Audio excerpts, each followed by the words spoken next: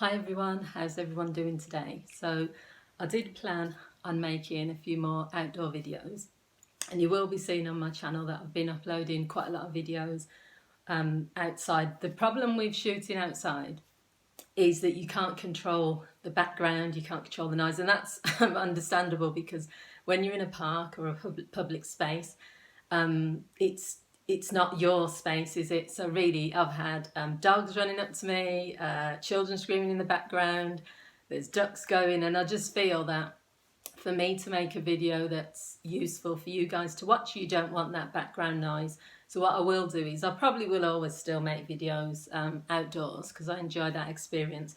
But the main thing for me is to make you quality videos, and if that means there's some control over the noise, then I think that's more important. So what I want to talk about today is something that I think you'll be able to relate to. You might also have experienced this yourself, and that is 5 reasons why you might be sabotaging your relationships.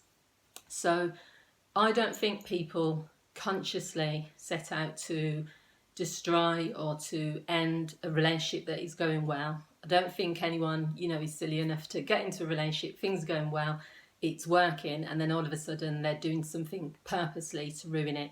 However, I do feel that there are subconscious things that have occurred in people's life, in their experiences, in their past, which mean that it is still happening. And if you find that you're in a pattern where every single one of your relationships, something starts to go wrong, whereas sometimes it is due to the other person or it is due to a major event, but there could be times where it's going wrong and you're starting to realise this keeps happening to me, there might be things that you're actually doing to sabotage that relationship. So the number one thing is that you don't feel you're worthy enough.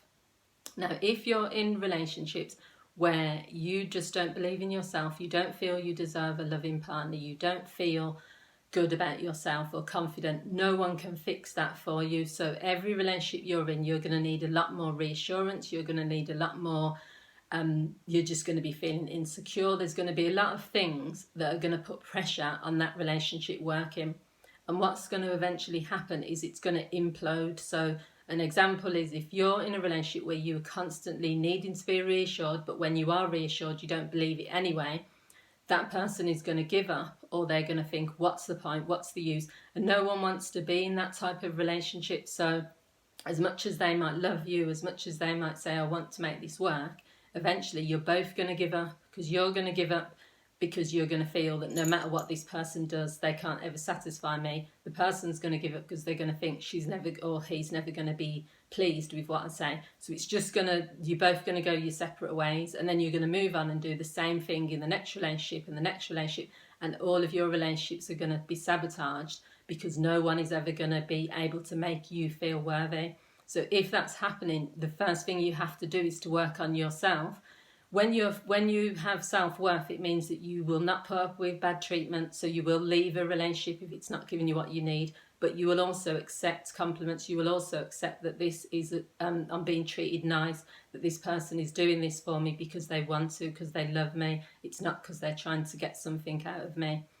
The second reason is you don't know what a normal relationship looks like or feels like.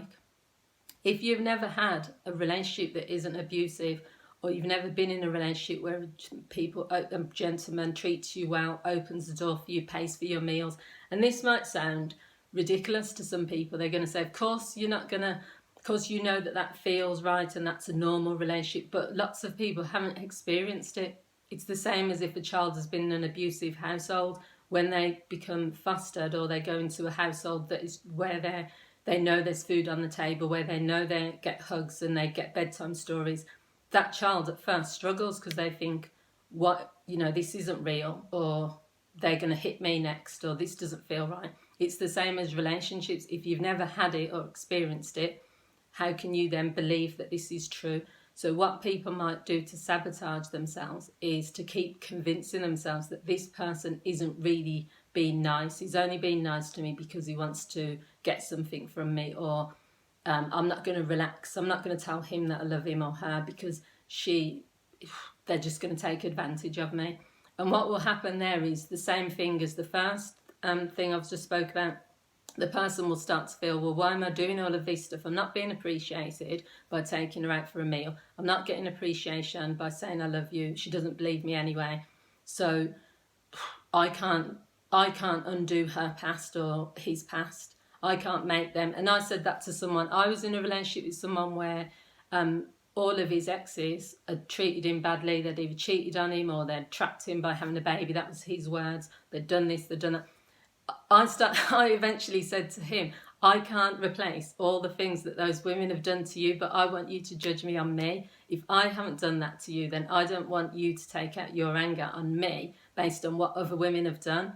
He just couldn't trust women, and there's nothing I could do to convince him of that. So it's about recognising that some people have had their experiences of relationships, and that is the message they're going to take with them throughout their dating journey.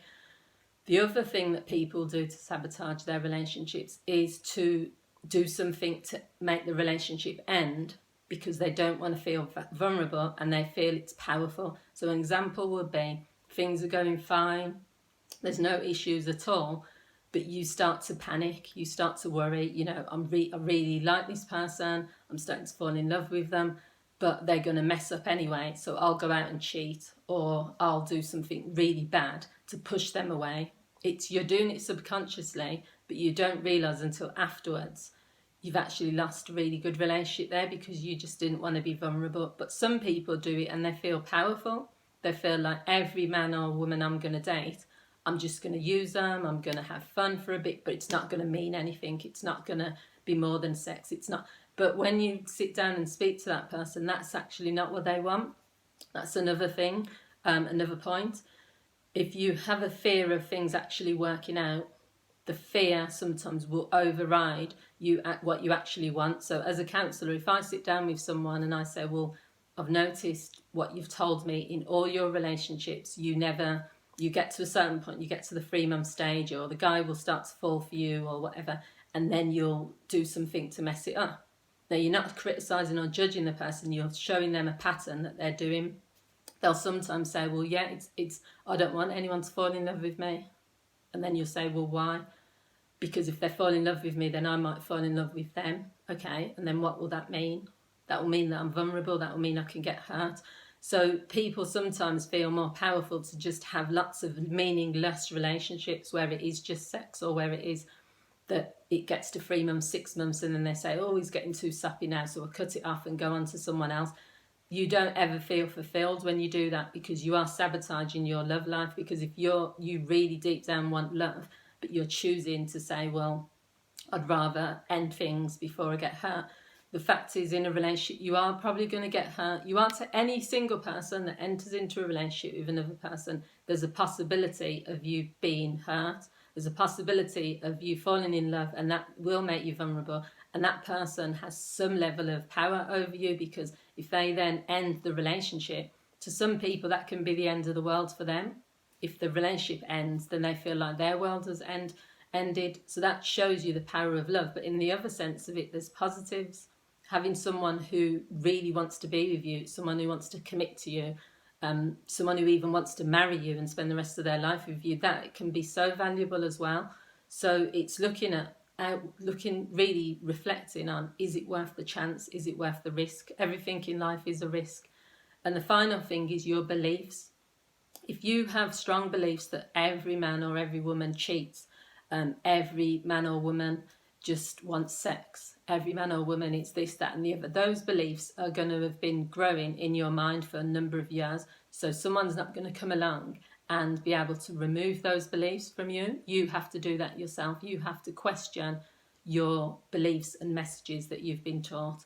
I don't believe in words like everyone, or all of the time, or never, or impossible, because they're sort of blanket statements and they don't apply to everyone. Even if 20 people have cheated on you in your relationships, that doesn't mean every person that you meet will cheat on you. And what you're doing sometimes is you're taking out your beliefs onto the person who you've not even met yet. I mean, I just think, for me, if I was to sit here and say, based on the fact that I've been cheated on in my life, based on the fact that this hasn't worked out in this relationship, every man moving forward, I'm going to do A, B and C. what's he done? He hasn't done anything, and I'm taking out like my beliefs and my thoughts onto him. So those are some ways that we've all probably at times sabotaged relationships. There's other ways, which I might do another follow-up video, but it's just about reflecting really and thinking,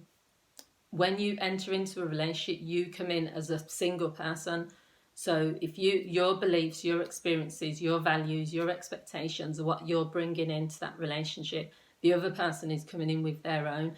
As two people, you have to recognise that you are separate people, and you enter in that relationship, and you will never be necessarily on the exact same page, but you can have the synergy between you. You can learn to understand and accept each other, find out what experiences this person has had which are leading them to certain behaviours, certain thoughts, certain feelings. It's possible, but if you don't allow that to happen because you're sabotaging things before they even get to grow, then you'll never know if you can have a fulfilling relationship.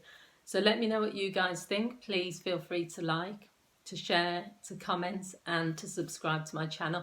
And I just want to say thank you, because you've made me reach I'm only a small channel, but I've got past the 500 mark, and I'm looking at 1,000 for at some point.